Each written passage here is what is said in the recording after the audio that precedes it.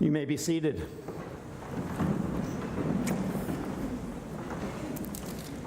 I'd encourage you to turn in your own copy of God's Word to, I won't call it the little book of Ruth, even though it's short. I'll call it the beautiful book of Ruth that I think expresses more of the value of what this is.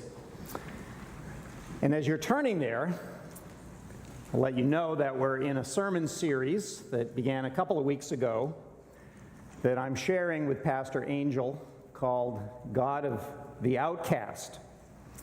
It's meant to tip us off to a major theme of the whole Bible, and that is that God takes special notice of people who are shut out and cast aside. So far, we've looked at a woman in ancient Israel named Hannah, who was, in many ways, an outcast in her own home. And then a man in the first century, in the time of Jesus, named Zacchaeus. And Zacchaeus was rich, and that usually isn't the profile of an outcast. But as we heard last week, he made his money in a way that earned him the contempt of his own people, and he was so despised for it that most people thought God should have nothing to do with him. Now, the great differences in these first two characters, I think, can alert us to a conclusion. No matter what our station in life, we are all outcasts, because since the fall of man, all people have lived banished from Eden, from communion with God. Instead, we live in a very unnatural place, a wilderness where we are under the wrath of God, subject to all the miseries of this life, to death itself, and the pains of hell forever. But when the Bible tells a story about somebody rejected by the people around them, then that reality of being an outcast is much more vivid to us. And we can identify with people in our feelings from time to time of being shut outside. And the message is that God has great compassion and mercy as he reaches out to people like this, people who stand as outcasts. In this way, we admire the great generosity of God's redemption when we see how it reaches to the very lowest places of human experience. Now, the book of Ruth is like the first chapter of Samuel that we saw a couple weeks ago, in that they both took place during the time of the Judges. And I appreciate Pastor Angel putting the service together so that something of the note of Judges and what it was like was brought to your attention even before we got to this place in the service. It was a time of decline. People were abandoning the worship of the true God and turning away to idols. And God gives them up when they turn away, gives them up to their own heart's desires. And they sink into the misery that is this life without the presence of God. We can relate. We live in a time of decline. We look around at our world, at our country, and we ask, how could we have fallen so far? And we can begin to think that God won't be working anymore. And that's where both the story of Hannah in 1 Samuel and also this short book of Ruth stop us short with that despair to tell us that God is at work, even in times of darkness. In fact, he gets great glory in showing that the darkness is not something that he can't handle.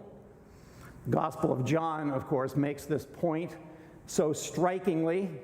In the first chapter of John's Gospel, the light shines in the darkness, and the darkness has not overcome it. So let's read now. Follow along as I read for us Ruth chapter 1, and I'll read verses 1 through 21. In the days when the judges ruled, there was a famine in the land, and a man of Bethlehem in Judah went to sojourn in the country of Moab, he and his wife and his 2 sons. The name of the man was Elimelech, and the name of his wife Naomi, and the names of his 2 sons were Mahlon and Chilion. They were Ephrathites from Bethlehem in Judah. They went into the country of Moab and remained there. But Elimelech, the husband of Naomi, died, and she was left with her 2 sons. These took Moabite wives. The name of the one was Orpah, and the name of the other Ruth. They lived there about 10 years, and both Mahlon and Chilion died, so that the woman was left without her 2 sons and her husband. Then she arose with her daughters-in-law to return from the country of Moab, for she had heard in the fields of Moab that the Lord had visited his people and given them food. So she set out from the place where she was with her 2 daughters-in-law, and they went on the way to return to the land of Judah. But Naomi said to her 2 daughters-in-law, "Go, return each of you to her mother's house. May the Lord deal kindly with you, as you have dealt with the dead and with me. The Lord grant that you may find rest, each of you in the house of her husband." Then she kissed them, and they lifted up their voices and wept. And they said to her, "No, we will return with you to your people." But Naomi said, "Turn back, my daughters. Why will you go with me? Have I yet sons in my womb, that they may become your husbands? Turn back, my daughters. Go your way, for I am too old to have a husband. If I should say, I have hope, even if I should have a husband this night and should bear sons, would you therefore wait till they were grown? Would you therefore refrain from marrying? No, my daughters, for it is exceedingly bitter to me for your sake that the hand of the Lord has gone out against me." Then they lifted up their voices and wept again. And Orpah kissed her mother-in-law, but Ruth clung to her. And she said, "See, your sister-in-law has gone back to her people and to her gods. Return after your sister-in-law." But Ruth said, "Do not urge me to leave you or to return from following you. For where you go, I will go, and where you lodge, I will lodge. Your people shall be my people, and your God, my God. Where you die, I will die, and there will I be buried. May the Lord do so to me, and more also, if anything but death parts me from you." And when Naomi saw that she was determined to go with her, she said no more. So the 2 of them went on until they came to Bethlehem. And when they came to Bethlehem, the whole town was stirred because of them. And the women said, "Is this Naomi?" She said to them, "Do not call me Naomi, call me Mara, for the Almighty has dealt very bitterly with me. I went away full, and the Lord has brought me back empty. Why call me Naomi, when the Lord has testified against me, and the Almighty has brought calamity upon me?" This is the very word of God. Let us pray. Lord, help us to be those who tremble before your word, who tremble with delight, with our hearts touched with beauty, and especially with thanksgiving and worship for the Jesus Christ who is revealed here. For we pray in his name. Amen. I'd like to take us through this passage in some detail now in 3 steps. First of all, hitting rock bottom. Secondly, Ruth's mother-in-law. And then third, more than 7 sons. So let's consider hitting rock bottom and meet the characters in this story. There are 6 people. Elimelech, a man from Bethlehem in Judah. He was an Ephrathite. His family was firmly rooted in the village of Bethlehem in the tribe of Judah. His name means God is king, or God is my king. Elimelech married Naomi. Her name means pleasant, or lovely, or delightful. I don't know anybody named Naomi, nor do I know of a friend who named a daughter Naomi, but I wonder why. It's a beautiful name. Now, Elimelech and Naomi had 2 sons, and these names are perplexing. Mahlon means sickly. Chilion means failing or pining or even annihilation.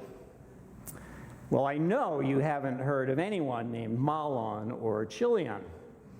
And here's the question that can arise. Why on earth would Elimelech and Naomi name a little baby boy such a thing? And I have no idea. I wonder, maybe it was that this was a name that was given after they took sick and died, but we don't know that. But it's a perplexing detail. Now, there are 2 other characters, but let's start the story before we meet them. Elimelech and Naomi and their sons, they made a move. They moved out of Judah because of the famine, and they moved to Moab. Now, that's significant. Moab was one of the nations that in the days of the judges, God used to punish and afflict Israel for sin. Israel cried out and asked for help under the lash of Moab, and Moab was defeated by Ehud, my favorite judge, because he was left-handed, like me. Now, in the United States, people move around a lot, don't they? And it's part of the American system. The states can try different experiments. And if a state comes up with a certain way of doing things, then if it's a good thing, people can maybe decide they'll leave their own state that doesn't have the wisdom of this other one, and they'll move over there. So there can be this competition among the states. I guess it's called federalism. And that's a good thing. But there wasn't such a system in Israel. We can't assume that there was a movement around the way we know in our country. The land of Israel had a special focus and meaning. It was a promised land. So to move out of there could be a difficult decision to make, even as it affects your faith in God. Now, would Elimelech and Naomi have been as free as you and I to pick up and just move to New Jersey or move to Delaware, or if we're really lucky, move to Massachusetts and be a Red Sox fan and a Patriots fan? Well, no, they wouldn't have quite had that same freedom. But listen to what a fine commentator and a friend of many of us, Ian Duguid, says about this. God had called Elimelech to live in Bethlehem. He therefore had no business leaving there to go anywhere. least of all Moab. For Israel, Moab was known for several things, none of them good. Their king Balak had hired Balaam to curse Israel when they first came out of Egypt. That's in the book of Numbers. Their women had been a stumbling block to Israel in the wilderness, seducing them to the worship of false gods, also in Numbers chapter 25. And again, as we had mentioned, they had recently oppressed the Israelites in the days of Eglon. Does this sound like the kind of place to go and raise a godly family? So Dr. Duguid asks the question. Now, I'm not prepared to go as far as he is and say that Elimelech had no business making this move. And the problem I have with that conclusion is I don't really see any hint in the text itself that Elimelech did anything wrong. Notice there's a terrible irony about this famine in Bethlehem. Bethlehem means house of bread, and there was no bread in the house of bread. So what's a man to do?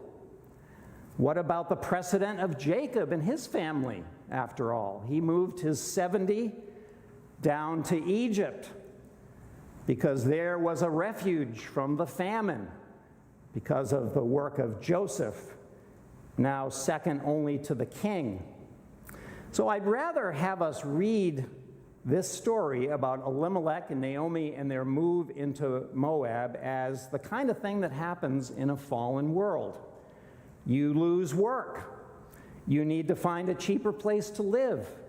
Things don't go well. And you may question if it was right for you to move in the first place, and you can probably never even know whether it was the right decision or not. These are the kinds of ambiguities that can plague us living in this world. But what is clear is that this little family hit rock bottom with their move from Bethlehem to Moab. The boys married girls from Moab. Now that is something that Scripture usually frowns on. Marriage was ideally to be done with people within the covenant community, and especially when a person is from a dark place of idol worship. The Scriptures warn not to join unequally because they could turn your heart away from the true and living God. So Elimelech and Naomi and their sons, they put down roots in Moab. Now they had daughters-in-law. They were probably looking forward to grandchildren. But before any grandchildren came, after about 10 years in Moab, Elimelech died, Mahlon and Chilion died, and now we have 3 widows. In the ancient world, that is an utter disaster. They didn't have life insurance. They didn't have a social safety net. Marriage, a husband, children, that was the safety net. And here these 3 women were in utter peril. Now, we turn to Ruth's mother-in-law. Naomi was Ruth's mother-in-law, of course, obviously. Comedians like, Rodney Dangerfield, Jim Gaffigan, Sebastian Maniscalco, those are all some of my favorites on YouTube. They will often tell mother-in-law jokes. But have you ever noticed that they always are about the husband's mother-in-law? And why don't they make jokes about a wife's mother-in-law? Well, it is probably because that is a relationship often more fraught with peril than the husband and his mother-in-law. And it often is the case that a husband might get through a difficult relationship with his mother-in-law with a little humor. But don't even joke about the trouble a family can know when there's strife between a wife and her mother-in-law. So with that being said, let's try to acknowledge the difficulty here and have some compassion on this whole situation. Now we think about Naomi. What do you think about the way she responded to hitting rock bottom? The thing that attracts our attention right away is her crying out in bitter complaint. In verse 13, "It is exceedingly bitter for me, for your sake, that the hand of the Lord has gone out against me." In verse 20, "Do not call me Naomi," we saw means pleasant, "call me Mara, for the Almighty has dealt very bitterly with me." And verse 21, "The Almighty has brought calamity upon me." Now, what do you think of these complaints? Is Naomi wrong to complain so bitterly? Is she forgetting to apply her faith and rejoice in tribulation? Is she making a theological error by attributing her misfortune to God bringing her calamity upon her? Well, I don't think she is. I think she is honest. To replace the sorrow in her heart with happy notions that God is making everything come out just fine isn't godly. It's dishonest and it's fake when that's what your heart is crying out. God wants us to cry out to Him in truth and openness. There is even a name for this kind of cry: lament. There's even a book in the Bible that bears that name, Lamentations. It is right to cry out to God in sorrow and pain. He can take it.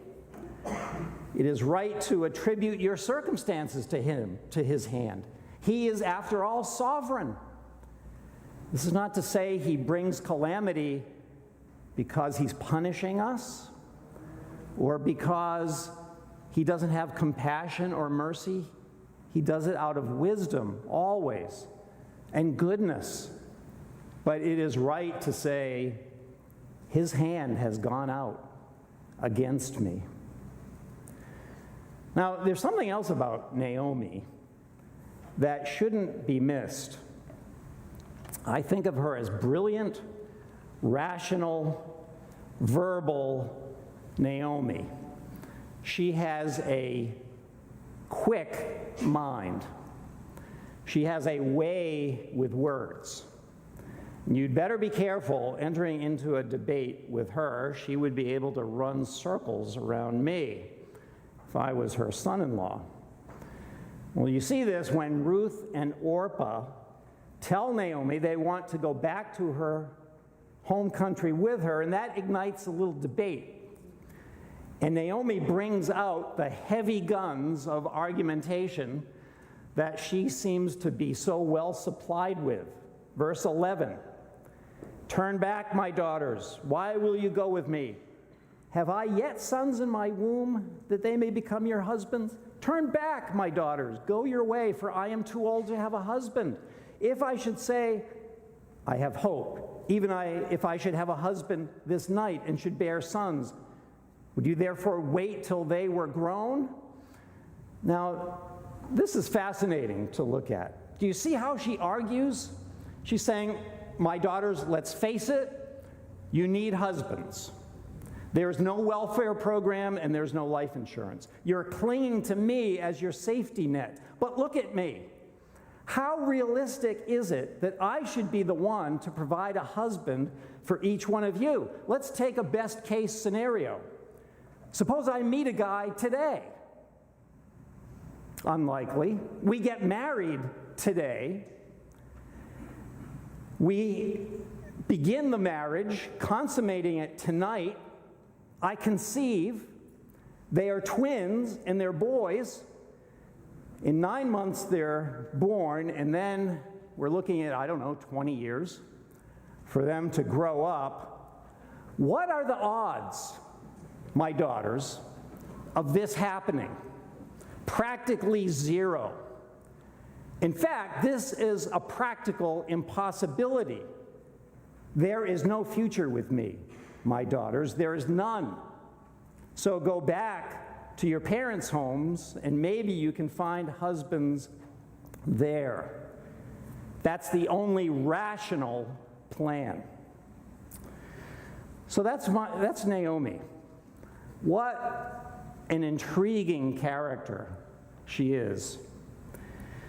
But we move on to my last point, which I'll call more than 7 sons. Orpah, she sees the logic.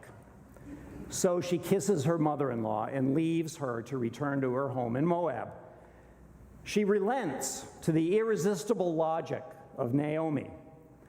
But Ruth doesn't. And that brings us to this remarkable person who I think is best described as better than 7 sons. Orpah submits to Naomi's logic and reason, but Ruth doesn't. Ruth doesn't listen to reason. So the question is, what is motivating her? Well, for one, Ruth is not impressed by Naomi's logic. She is not going to follow her rational advice. Instead, Ruth clung to her. What's motivating Ruth? Beyond the logic, the irresistible logic of Naomi? Love. A bond of affection.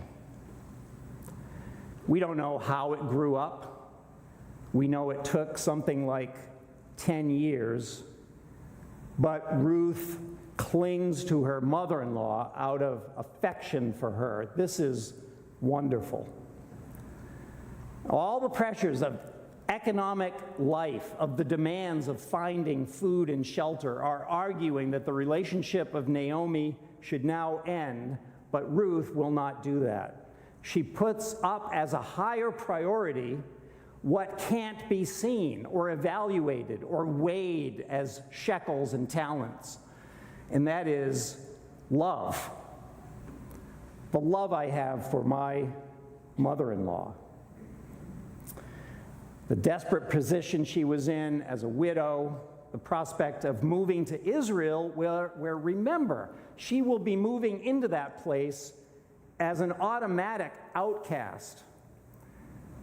Ruth the Moabite, she will be called, a pagan from another land, and yet she will go there.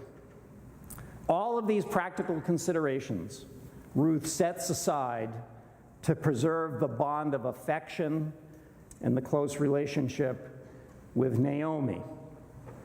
And then we turn to something else. There is some very brilliant theology in this passage. Naomi tells Ruth this in verse 15. See, your sister-in-law has gone back to her people and to her gods. Return after your sister-in-law. Naomi understands religion very well. She has some real understanding of pastoral care, you might say. She knows that in Moab, people have their own gods, and part of feeling like you belong and are not an outcast is you join with your family and neighbors and their religion. And so Naomi doesn't want to put up any pressure on her daughters-in-law. She sets them free to go back to their country, the home of their parents or in-laws, and to their gods. But Ruth has another motivation to go with Naomi in verse 16. Your people shall be my people, and your God, my God. Do you pick up the difference? Naomi says, go back to your gods, reflecting the understanding that there were many gods worshipped in Moab. Ruth does not say, your gods will be my gods, which would be the perfect parallel answer to that urging of Ruth. No, Ruth knows there is only one God. And I wonder if Naomi had already been at work teaching her daughters-in-law, something like what we teach our children: are there more gods than one? There is but one only, the living and true God. Ruth is a convert. This is a story of conversion. Something amazing happened in dark Moab. Ruth decided she would rather join herself to the God of Naomi, the true and the living God. And then we see something else. Ruth uses language that she must have gotten. She must have been taught from Naomi. And it's language that can only be traced back to God himself, where in verse 16 she says, "Where you go, I will go. Where you lodge, I will lodge." It's the language of covenant commitment. Naomi must have passed on the story of how it all began with Abram called to leave his country, and God showed himself faithful, constantly appearing to him, being with him, not forsaking him, pitching his tent along with his servant, and renewing the promises to bless him and ultimately all nations through him. Naomi must have told, I think, it's speculation, but it certainly makes sense to me. Naomi must have told Ruth about the experience of Abram. All of these stories that we get, I think, from Genesis right through the Judges were material that was memorized and passed along, even though they didn't have written scriptures. So, for example, when Abram, many years into the promise that God made to him, had not seen the promise fulfilled, and finally God renewed it again in chapter 15 of Genesis, and Abram said, "How will I know that you will do this?" And God did something to assure him. He ordered, get a heifer 3 years old, a female goat 3 years old, a ram 3 years old, a turtle dove, and a young pigeon. In Genesis 15:9, these animals were then to be offered as a sacrifice, and then God put on a kind of demonstration for Abram of his covenant promise. He said, "Cut them in half and lay each half over against the other." And then as darkness descended and there are these pieces of sacrifice, God in a blazing light passed between the pieces of sacrifice, and in this way made a covenant oath. This is what will happen to me if I don't fulfill my promise to you. Dismemberment, like these sacrifices. And Ruth, I believe, learns from that when she says, "I will follow you," and may, in verse 17, "may death fall on me if anything but death separates me from you." It's one of the great covenant promises of the Bible. People use it in their wedding vows to this day. It expresses Ruth's faith, her following in the covenant ways of the God of Israel. She will go to the promised land with her mother-in-law, from whom she was taught to know the true and the living God. What happens next? Well, Ruth takes care of Naomi in Bethlehem after they get back there. She goes out gathering grain in the time of the barley harvest. She does it as was provided for the poor, that people in Israel were ordered not to harvest their grain right out to the edges of their borders, but to leave something for the poor. And so that's what Ruth did. And while she was out gleaning, someone described as a worthy man, Boaz, took notice of her. And then, under the direction of our brilliant tactician, Naomi, Ruth took initiative with Boaz and said, I will marry you, basically, if you ask me. And Boaz, the worthy man, says, I know you are a worthy woman. The stories of your goodness to your mother-in-law have come back to me. Yes, I will marry you if I can get in front of the other redeemer who is in line, technically ahead of me. So Boaz marries Ruth. She gives birth to a son named Obed. And the book of Ruth ends with the brief genealogy that Obed, the son of Ruth, the Moabite, becomes the grandfather of David, the great king.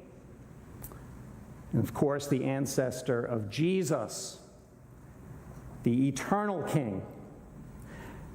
Did you catch the record of Naomi and Ruth coming back to Bethlehem? The two of them are walking, right? They come into the town. People are crowding around the two of them. And they say, is this Naomi? I mean, she must have changed. She must have aged.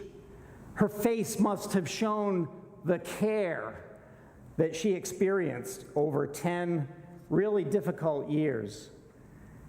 And Naomi, standing there with Ruth next to her, says, the Lord has brought me back empty. Really? What about your daughter-in-law? Standing right next to you. Well, the book of Ruth closes with Naomi holding her grandson, Obed, in her arms. And the women of the town say, your daughter-in-law, who loves you, is more to you than 7 sons. 7, a number of perfection. Can you compare that with what we saw a couple of weeks ago when the narcissistic Elkanah said to his wife, am I not more to you than 10 sons? That was bitter irony. Here is a statement in the book of Ruth that is pure doxology. Now, what is this all about? This is about an outcast brought near. How much closer can you be brought than to go into the promised land, to become married to a worthy man, and to bear the grandfather of King David? This is a story of adoption. God brings the outcast, and he makes the outcast a member of his family. Are you an insider in this way? Do you know it? Have you been brought near by this kind of grace?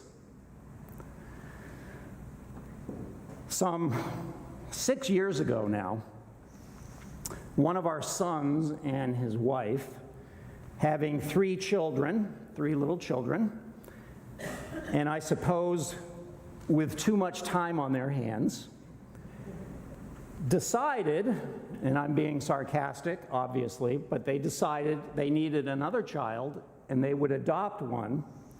And so they started working with an adoption agency in India.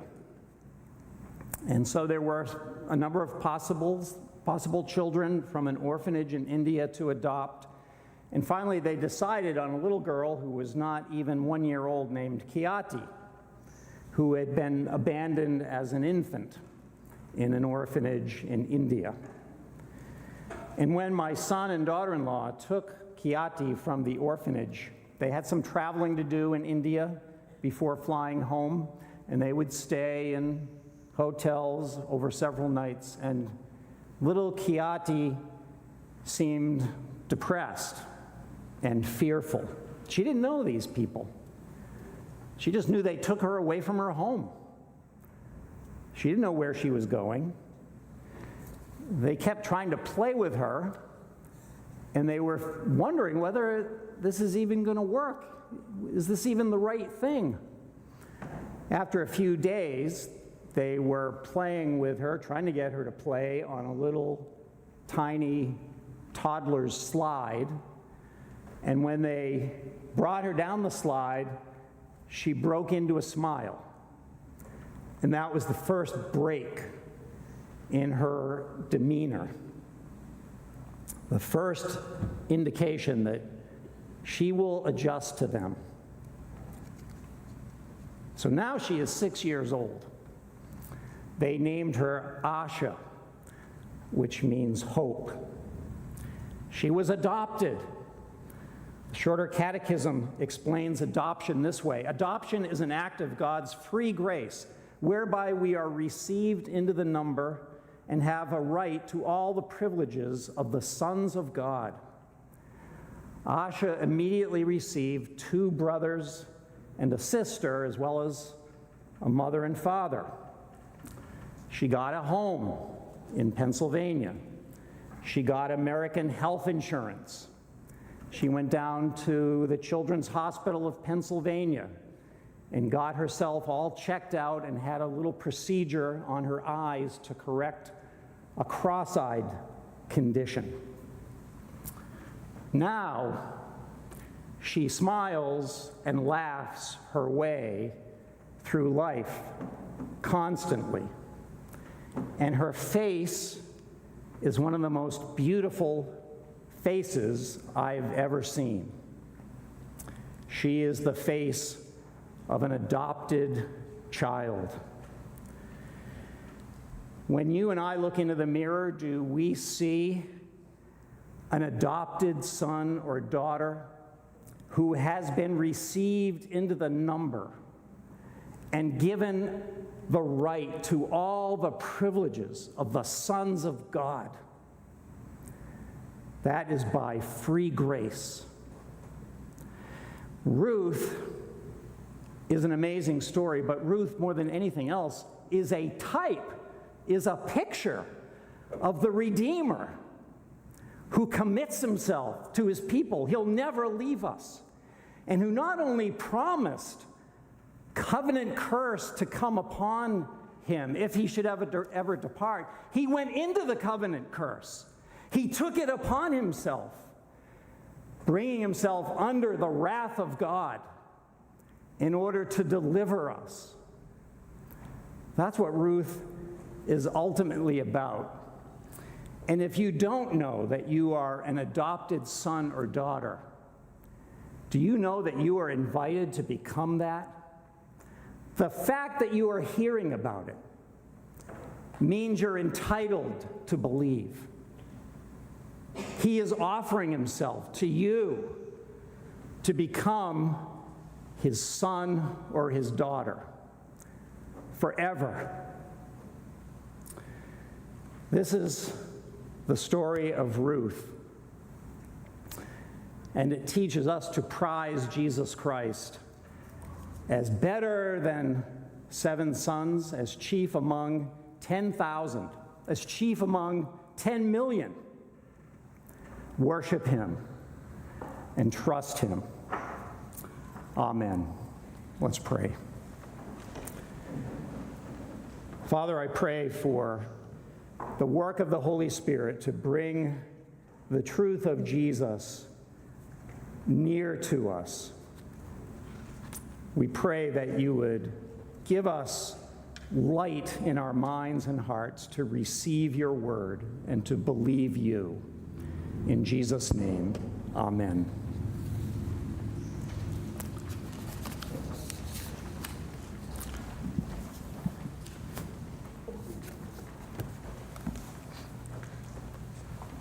Please rise.